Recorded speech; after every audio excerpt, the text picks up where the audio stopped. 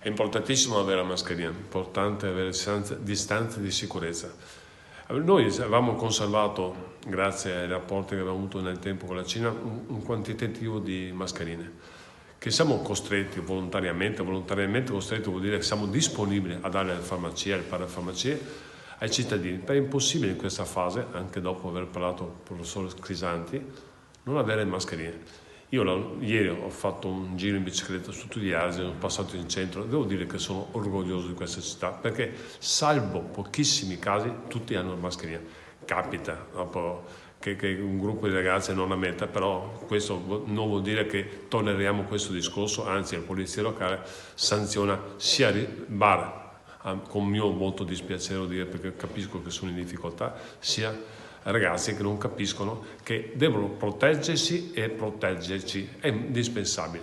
Per cui queste 50.000 mascherine che è la nostra riserva nel senso che pensavamo di utilizzarle per i momenti difficili, in attesa che il governo dia la sua disponibilità in termini materiali, mettiamo a disposizione di tutti.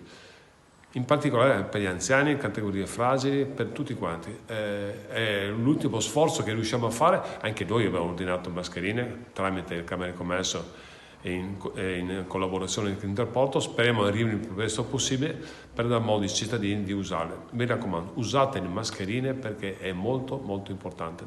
Lavatevi bene le mani, igienizzatele e mantenete la distanza di sicurezza.